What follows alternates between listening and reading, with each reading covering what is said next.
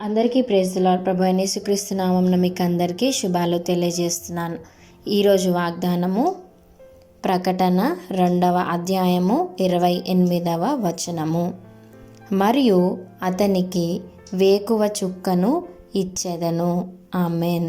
ఇక్కడ దేవుడు ఎవరికి వేకువ చుక్కను ఇస్తానని చెప్పి దేవుడు ప్రామిస్ చేస్తున్నాడంటే తుయతైరాలోని ఉన్న సంఘానికి ఈ విధంగా చెప్తున్నాడు అన్నమాట. అయితే దేవుడు ఇక్కడ ఈ సంఘానికి ఒక కండిషన్ చెప్తున్నాడు.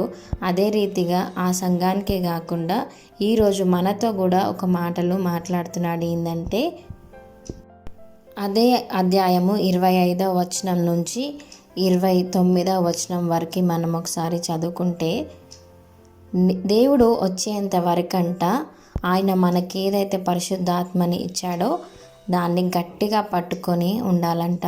అప్పుడు ఆయన తండ్రి వలన మనకిచ్చిన అధికారం పట్టుకొని మనం ఎప్పుడు కూడా జయించేవారుగా ఉండాలా. ఆయన మనకిచ్చిన కార్యాలు భూమి మీద ఏవైతే చేయాలని చెప్పి ఆయన చిత్తానుసారంగా మన పట్ల ఆయనకున్న ప్రణాళిక ఎటువంటిదో అవి మనము చేయడానికి ఎప్పుడు కూడా సిద్ధంగా ఉండాలని చెప్తున్నాడు.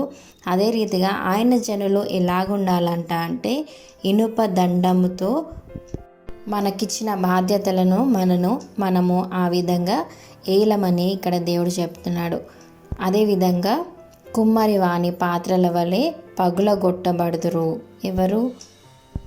సేవా పరిచర్య చేసేవాళ్ళు వాళ్ళ హృదయాలని ఎప్పుడు కూడా అన్యజనులు పగలగొట్టాలనే చూస్తారు కదా.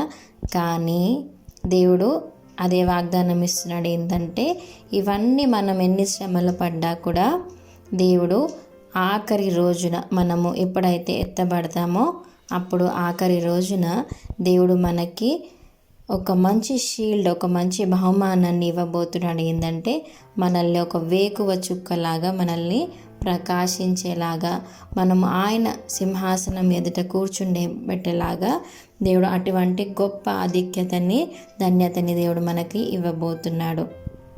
కాబట్టి దేవుడు మనకిచ్చిన బాధ్యతలు, సేవా బాధ్యతలు కానీ లేదంటే ఏ ప్రణాళిక చెప్పున మీరు ఏదైతే వింటున్నారో, ఏదైతే సేవ చేయాలనుకుంటున్నారో, మీరు యేసయ్య కోసం ఎన్ని నిందలు ఎన్ని అవమానాలు పడ్డా కూడా చివరికి మనకి జీవ కిరీటం ఉన్నదని చెప్పి మర్చిపోకుండా ఆయన మనకిచ్చిన బాధ్యతలను మనము నెరవేరుస్తూ ఉంటే దేవుడు మనకు కావాల్సిన కార్యాలను కూడా నెరవేరుస్తూ వస్తాడు. ఈ చిన్ని వాగ్దానాన్ని దేవుడు దీవించి ఆశీర్వదించును గాక.